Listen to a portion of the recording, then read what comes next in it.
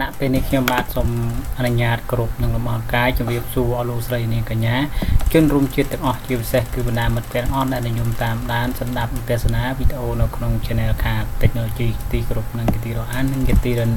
នឹកកលឹកអំពីខ្ញុំបាទផងដែរបាទសួស្តីបងប្អូនអស់លោកស្រីនាងកញ្ញាជាទីគ្រប់នឹងទីរអានបាទជួបខ្ញុំបាទជាថ្មីម្ដងទៀតហើយបាទតាមរយៈព័ត៌មានតាក់ទងទៅនឹងរថយន្តបាទ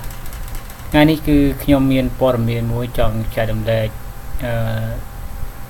ជូនទៅអស់លោកស្រីនាងកញ្ញានិងជនរួមជាតិជាពិសេសគឺបណ្ដាមិត្តភ័ក្តិដែលនិយមបាទចូលចិត្តស្ដាប់និងទស្សនាវីដេអូនៅក្នុងបណ្ដាញសង្គម YouTube បាទ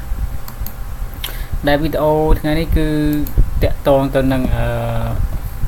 បាទរថយន្ត Subaru បាទ Subaru ហ្នឹងបាទថាតើរថយន្ត Subaru ហ្នឹងគឺបាទថ្មីនេះគឺមានបង្កើតបាទរោងចក្របាទដំឡើងនៅឯណាបាទនៅឯណាសម្រាប់ចែកចាយបាទទៅទីផ្សារ4ប្រទេសបាទដូច្នេះមានតែបងប្អូនតាមដានស្ដាប់ទស្សនាជាមួយនឹងខ្ញុំបាទទេទើបអាចដឹងថាដំឡើងនៅឯណាបាទបងប្អូនខ្លះក៏ខ្ញុំជួយចិត្តដល់បងប្អូនខ្លះគាត់នឹងដឹងSubaru នេះថាតើដំឡើងនៅទីណាប៉ុន្តែអ្នកខ្លះទៀតគឺគាត់អត់បានទាន់ដឹងទេបាទដូច្នេះដើម្បីដឹងទាំងអស់គ្នាដូច្នេះមានតែបងប្អូនតាមដានស្ដាប់ទស្សនាជាមួយនឹងខ្ញុំបាទបងប្អូនខ្លះគាត់ដឹងដោយសារតែគាត់បានតាមដានទស្សនាក៏ដូចស្ដាប់នៅព័ត៌មានផ្សេងៗតាមរយៈ website តាមរយៈ YouTube ឬក៏តាមរយៈបណ្ដាព័ត៌មានផ្សេងទៀតបាទក៏ប៉ុន្តែមុននឹងខ្ញុំបានអនុញ្ញាតជម្រាបជូននៅព័ត៌មាននេះឆ្លៀតឱកាសពេលនេះផងដែរខ្ញុំបាទក៏សូមគោរពនឹងថ្លែងអំណរគុណយ៉ាងជ្រាលជ្រៅចំពោះអស់លោកស្រីនាងកញ្ញានិងជនរួមជាតិព្រមទាំងមិត្តភ័ក្តិទាំងអស់ដែលបានចំណាយពេលវេលាដ៏មានតម្លៃរបស់លោកអ្នកបាទតាមដានស្ដាប់វិទ្យាទស្សនាបាទទូរទស្សន៍បាទអនឡាញនៅក្នុង YouTube ឈ្មោះថាខា Technology នេះ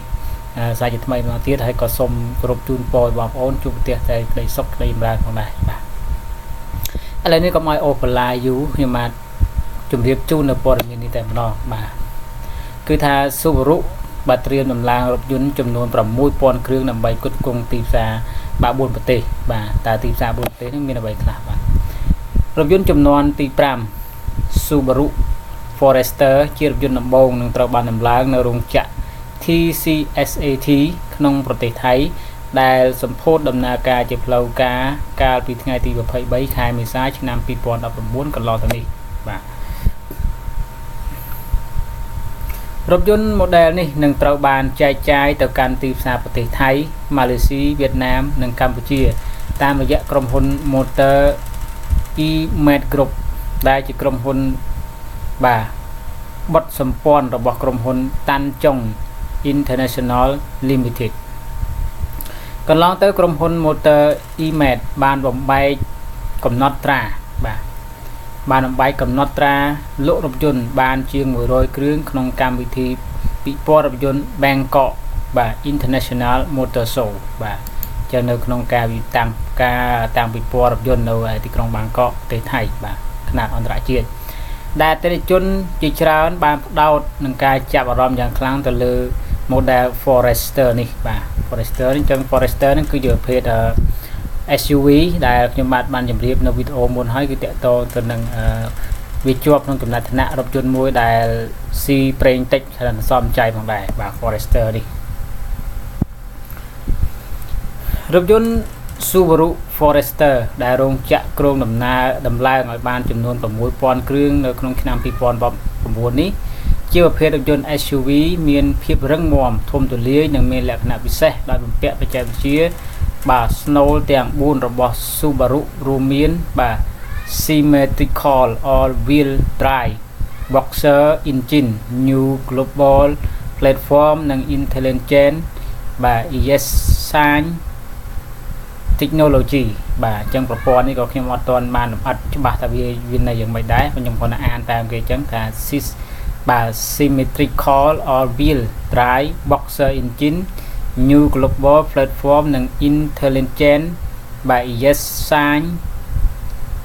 technology បាទអញ្ចឹងវាជាប្រព័ន្ធថ្មីតែម្ដងបាទពីទៀតយើងនឹងសិក្សាអ្នកនរគ្នាថាតើវាមានតម្លៃយ៉ាងម៉េចបាទលោកបាទ G Land តាន់បាទអនុប្រធានក្រុមហ៊ុននិងជាប្រធានគ្រប់គ្រងក្រុមហ៊ុនបាទតាន់ចុង International Limited បានមានប្រសាសន៍ថានេះជាការបោះជំហានថ្មីមួយរបស់ក្រុមហ៊ុនហើយក៏នឹងធ្វើការដំឡើងរថយន្ត Subaru ក្រៅពីចែកចាយសាខាចែកចាយបន្តនិងសេវាកម្មក្រោមការលក់នឹងកាន់តែមានភាពងាយស្រួលដោយរថយន្ត Subaru ត្រូវបានដំឡើងដោយផ្ទាល់នៅក្នុងប្រទេសថៃបាទផែនការយុទ្ធសាស្ត្រដ៏វែងឆ្ងាយនេះនឹងអនុញ្ញាតឲ្យគ្រប់ចង្វាក់ផលិតកម្មចែកចាយកាន់តែល្អប្រសើរនិងនាំយក model ថ្មីៗបន្ថែមបាទការធ្វើមូលដ្ឋានីយកម្មបាទការធ្វើមូលដ្ឋានីយកម្មដើម្បីបំពេញតម្រូវការប្រើប្រាស់រថយន្ត Subaru របស់អតិថិជនក្នុងតំបន់ទៅកាន់តំបន់ផ្សេងៗទៀតនាពេលអនាគតនិងកាត់បន្ថយការពឹងផ្អែកទាំងស្រុងពីប្រទេសជប៉ុនបាទអញ្ចឹងការដំឡើងនេះគឺទស្សនៈរបស់គេគឺទី1ដើម្បីគឺផលិតឬក៏ថាដំឡើងឲ្យបាន 6000 គ្រឿងដើម្បីចែកចាយទៅលើទីផ្សារក្នុងប្រទេសអាស៊ីយើងមាន4ប្រទេសរួមមានបាទប្រទេសវៀតណាមបាទប្រទេសថៃប្រទេសកម្ពុជាបាទម៉ាឡេស៊ីបាទអញ្ចឹងរួមមាន4ហ្នឹងបាទ4ហ្នឹងគឺ 6000 គ្រឿងគឺសម្រាប់ចែកចាយទៅទីផ្សារប្រទេស4ហ្នឹងបាទហើយគេសង្ឃឹមថាទៅមុខទៀតគេនឹងរីកចម្រើនបាទផ្សារជាងហ្នឹងបាទហើយការដំឡើងនេះគឺមានទិសដៅមួយគឺដើម្បីអនាគតនេះគឺកាត់បន្ថយការពឹងផ្អែកបាទបច្ចេកវិទ្យាទាំងស្រុងមកពីជប៉ុនតែម្ដងអញ្ចឹងយើងឃើញជាក់ស្ដែងសពថ្ងៃហើយថាប្រភេទរថយន្ត Ford Ranger បាទប្រភេទ Toyota Hilux Revo ហ្នឹងគឺបាទមានរោងចក្រដំឡើងនៅថៃបាទនៅថៃដែរបាទតែគឺរថយន្ត Ford បាទ Toyota Hilux Revo បាទឥឡូវនេះ Subaru នេះក៏ Forester នេះក៏ដំឡើងនៅថៃដែរបាទគឺចាប់ដើមបានសម្ពោធរួចរាល់ទៅហើយគឺនៅថ្ងៃទី23ខែមេសាកន្លងទៅនេះបាទអញ្ចឹងនេះគឺជាព័ត៌មានមួយហើយតកតទៅនឹងការបើករោងចក្រដំឡើងរថយន្តនេះវាជាចំណែកមួយផងដែរដែលផ្ដល់ការងារទៅឲ្យប្រជាជនឬក៏ហៅថាប្រជាជនឬក៏ពលបាទឬក៏កម្មករហ្នឹងឬក៏ជាងបច្ចេកទេសដែលរស់នៅក្នុងប្រទេសថៃហ្នឹងគឺមានការគេថាបង្កើតការងារបន្ថែមច្រើនទៀតបាទដល់ប្រជាជនបាទនៅក្នុងប្រទេសថៃផងដែរបាទតកតងសេដ្ឋកិច្ចក៏មានការរីកចម្រើនផងដែរបាទអញ្ចឹងនេះគឺជាបាទការដំឡើងឬហៅថាការបើកនៅរោងចក្រឧស្សាហកម្មមួយដ៏ធំបាទបន្ថែមទៀតនៅក្នុងប្រទេសថៃបាទអញ្ចឹងសម្រាប់នៅព័ត៌មាននេះគឺខ្ញុំបាទខ្ញុំសូមជម្រាបជូនដល់លោកអ្នកបាទប៉ុណ្្នឹងទៅចុះបាទគឺសូមបញ្ចប់តែប៉ុណ្្នឹងសិនទៅចុះហើយក៏មុននឹងបញ្ចប់ខ្ញុំក៏សូមបាទធ្វើការខន្តីនៅអភ័យទោសគឺចំណាក់លោកស្រីនាងកញ្ញានិងមិត្តភក្តិស្រីថ្មីម្ដងទៀតបើសិនជាមានខុសឆ្គងកន្លែងណាមួយនោះសូមមេត្តាអធិស្ឋានឲ្យខ្ញុំបាទផងបាទពីព្រោះខ្ញុំបាទមិនបានការធ្វើនៅវីដេអូឬក៏ព័ត៌មាននេះគឺមិនបានត្រៀមទុកជាមុនអីទេគឺថាបាទធ្វើឡើងភ្លាមហើយចែករំលែកទៅបងប្អូនទាំងអស់គ្នាដើម្បីបានចំណេះដឹងក៏ដូចជាព័ត៌មាននេះបាទទៅអ្នកទាំងអស់គ្នាតែម្ដងបាទខណៈពេលនេះគឺខ្ញុំបាទសូមអនុញ្ញាតបាទសូមអរកាយគោរពលាអស់លោកស្រីនាងកញ្ញាត្រឹមនេះចុះបាទជួបគ្នានៅវីដេអូបាទលើកក្រោយទៀតសូមអរគុណសូមជម្រាបលា